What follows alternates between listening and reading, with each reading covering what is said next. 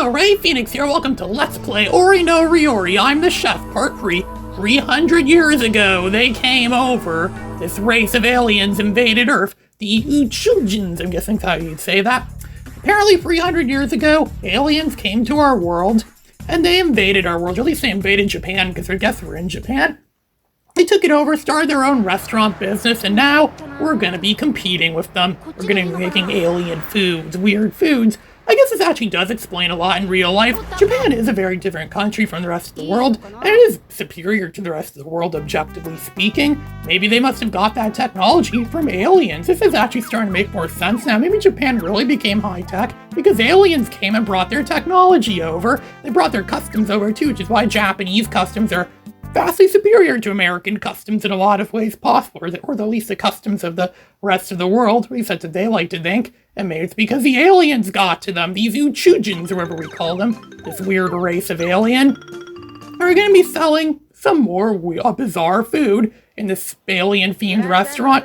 American hot dog. Yeah, we're going to be making those pogo dog things you get at the grocery store while cutting up something that looks like a red squash. It's kind of ambiguous too, as if you're actually cooking it right or not. And yeah, and then this is pretty suggestive too, where you get the banana, get a peel off and dip it in chocolate, and that's it. If you want, it's easy points. It's actually giving me an idea to go and make that in real life. I don't know, my YouTube algorithms show me all kinds of weird recipes. And a lot of the time I get the idea, hey, that sounds like a pretty good recipe. Maybe I should make that myself. I saw a video of a guy on YouTube that made ramen pizza.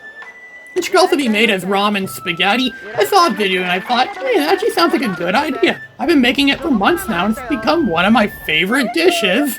And I got the idea of it because of a video on YouTube. I actually got to make that banana, that chocolate banana. Sounds like something they'd sell at Dairy Queen, the dipped cone, dipped banana. America wouldn't be as much fat wouldn't be that fat if they had got dipped bananas rather than dipped ice cream cones. This egg thing is a real pain. You have to position the right analog thumbstick in the exact correct position. If you're off by a small fraction of a hair, it doesn't work. And then the egg will go next to the bowl, and then it's just going to count as though there's no way to redo it or anything like that. If you get it wrong, you have to make the rest of it wrong, and then you're not going to get as good of a review for that. This game is flawed. You have to commit to every order, and if you make a mistake on your order, well, you made a mistake on your order. At the end of your order, pretty much, your order is pretty much going to be, it's going to be wrong. It's going to result in not getting very many points. And now more people are trying to leave your restaurant or complaining about the service of your food now or something like that. I don't even know what they're doing. I mean, consider the fact that aliens were clearly present in this game. Aliens may have been onto us right from the beginning. That would explain why these freaks are so, bizarre, and why Japan's a bizarre country in general. We know Japan's one of the strangest countries in the world, and there's so many weird people that live in Japan, but filled with weirdos. That's part of why I like it. I like weirdos and stories about weirdos. I've liked them since, well, for as long as I can remember, really. And Japan doesn't have any kind of shortage of that. There might even be more weirdos in Japan than there are in America. And yet, Japan's somehow more advanced than a lot of the world, too. All thanks to the weirdos. This is why we need weirdos in our society. We need them. They show us things we wouldn't have known about otherwise. They help us realize what really matters. And I guess we owe a lot to the weirdos for that. If everyone walked within the lines, our world would be very different. And we wouldn't have a lot of stuff we have today. We also get to make cotton candy for everyone else, which just love cotton candy. I love cotton candy. I've never really seen cotton candy given out at a restaurant. I think I have. Yeah, it's almost impossible a lot of time to get that egg. I'm not sure if that's just my controller or not, or maybe it's just the game or something like that, I don't know. And it's one of those running ninja things again. We have to do the scissors of the analog control sticks and catch that ninja. It's like, hey, come get me, I stole your thing! And we didn't get him in time. For some reason, he steals most of your support, most of your reviews, most of your positive score. I guess that's what he stole then. Maybe he stole some sort of review score. You have to come back and get it. If you don't really want to know where you really get our stuff from, they don't want us to know that our hot dog meat or American hot dog meat is actually made from, it's actually made from some kind of meat that they don't want anyone else to know about. some objectionable meat. Maybe it's made from those dogs that used to hang out in the alley. Or maybe it's like that myth someone saw on YouTube, or no, it wasn't YouTube, it was TikTok. Someone saw a thing on TikTok where it said that McDonald's hamburgers are made from grinded up children meat. And of course, a lot of people blindly believe that. Apparently a lot of people in America believe that chocolate milk comes from brown cows. You know, like kids used to think that. I remember kids in school were taught that, and they would just blindly believe that. But now, we all know that chocolate milk doesn't actually come from brown cows. It comes from white cows that are fed cocoa, apparently, or something like that. I think there's no cow milking in this game. I'm not sure if there was cow milking in this game, or if they made, like, a sequel to this game where you have to, like, actually, like, make all the ingredients from scratch and compile them together in order to win, and to win. There was someone on, I think it was on Instagram or something, that made a huge post about how making a chicken sandwich is a lot harder than people think it is. And it's supposed to get people to appreciate the chicken industry. Yeah, an industry that gives people heart attacks all the time. The chicken industry. Whatever industry would do such a thing like that. It's pretty obvious, right? It's obvious what kind of industry would do that.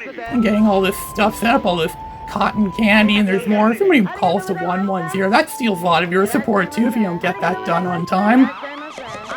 I'm saying it's American do hot dog, American do a hot dog, yeah, American hot dog. You can tell she's saying it in what would be like written with katakana text. Sometimes it's like the eggs really are a gamble. Sometimes you just go in and it's like, I don't even figure out really how to. I've been playing this game for some time now, and I'm pretty sure a lot of this game is luck. I think they intended for this to be luck, and it's kind of impossible to tell if people are gonna like it or not. Otherwise, it's gonna, detract from your review score overall, which is less than half now.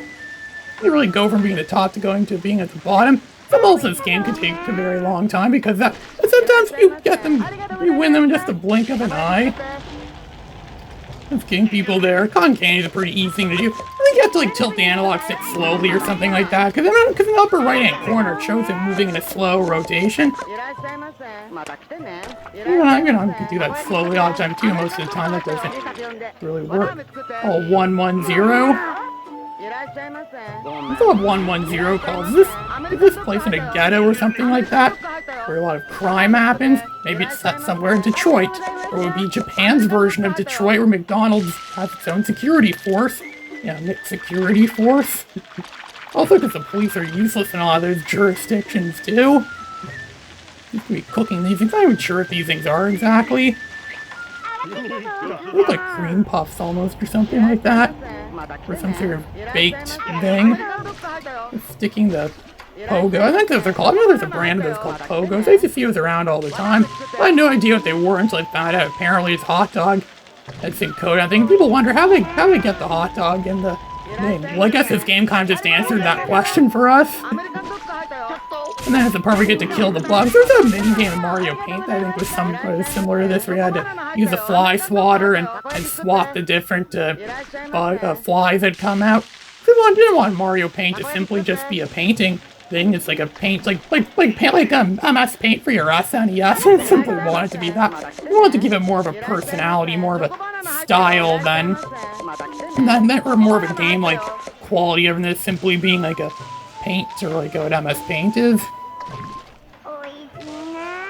Just kicking their bananas. This is easy points. If there's something that's available for like easy points or free easy points, just go for it like that. That's my advice for this game, for those that want to play this game. He's gonna go running after this freak again. He's kind of slower that time around.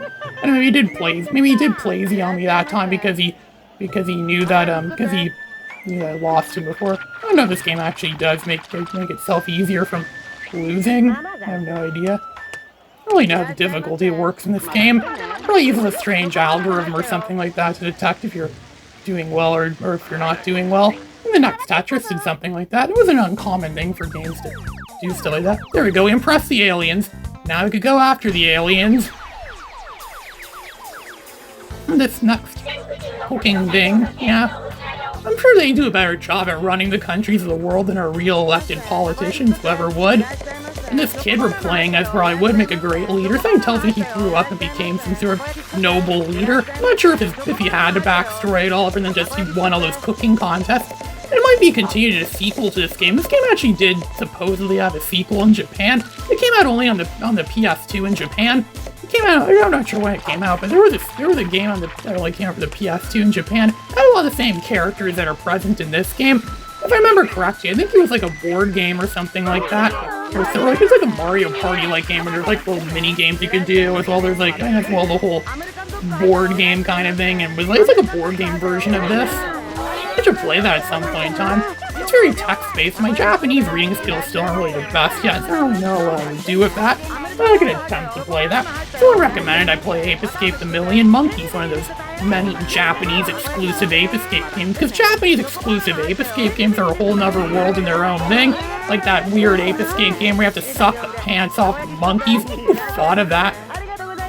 And there's that Ape Escape kart racing game that caused a PSP emulator to get a blue screen of death. Yeah, seriously, my PSP emulator did get a blue screen of death from that Ape Escape kart racing game. And I think it was possible for gaming systems to get blue screens of death, but apparently it is possible. Or whatever things get a blue screen of death. I mean, the blue screen of death is everywhere. It follows us everywhere, too. It might even appear in one of my YouTube videos one of these days.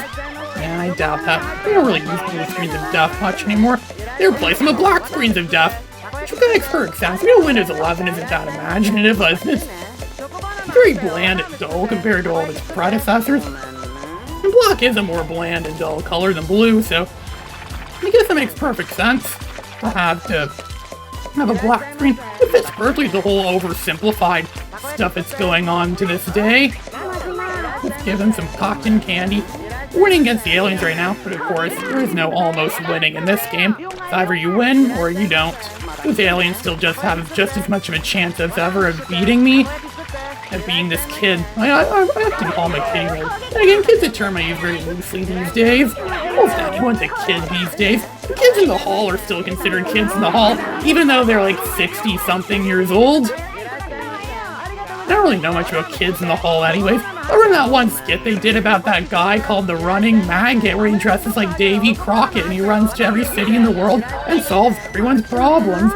The Running Maggot. I kept asking the Loud House writers to parody him on their show, but I doubt they'd ever do that. I don't think kids these days know who kids in the hall are. And it's actually quite a miracle. Even I know about kids in the hall. And I remember my Nana a long time ago thought it was weird I knew who the Three Stooges are. But of course I know who Larry and Curly Moe are, the Three Stooges. Because I said, I asked my father, who did you get to help build this thing for you? Larry, Curly, and Moe? Nana's like, do you even know who they are? I'm like, yeah, of course they were. They're the Three Stooges. If I didn't know who they were, I never would have made that joke then. A lot of kids in the 80s knew who the Three Stooges were, I'm pretty sure. I always knew who they were. I remember watching them on AMC when I was a kid. I had a tape of them too that I taped off AMC. I also made a video about that, this kid that grew up on AMC and watching the Three Stooges and everyone else is watching Cartoon Network and Nickelodeon. I even had a class taught by Leslie Nielsen. Leslie Nielsen's probably one of the greatest teachers ever at teaching comedy. Leslie Nielsen should play this game. I mean, he's obviously dead now, so he probably can't play it now. Maybe somewhere in Afterlife he could play this game. I'm sure they have video games in the Afterlife. I'd love to play this game with Leslie Nielsen. He could joke about all the weird stuff in it. Leslie Nielsen playing Japanese exclusive games. Oh, I almost won. Sometimes it looks like you're gonna win, but really, you're just a hair. Just like a hair's thinness away from winning. Just cutting up all this meat stuff. Meat and eggs, I'm not exactly sure what all that crap is. There we go, I think I just nudged myself by the thickness of a hair. And there we go, we defeated the aliens. The aliens have been defeated. And they're admitting defeat. Yeah, pay up, aliens. We won. Your restaurant's getting shut down now. And they're gonna realize that we're the best chefs in the world. Or at least the best ones in this game. And we're going to go to wherever the next level is gonna be after they admit defeat. No one could beat this kid, this talented guy, this talented whatever he's supposed to be. Heck, maybe he's not even some human character. Maybe he's another type of alien that's secretly at war with this alien race, and they really came to Earth to be the planet to host their cooking game, like an intergalactic cooking contest, a cooking cook-off. Maybe it's the whole reason why civilization exists at all, is for cooking. I mean, food is considered a genuine form of entertainment, and Japan definitely has a lot of that. And meanwhile, someone's planning something against the main character. Wonder what this could really be. Ray Phoenix, signing out.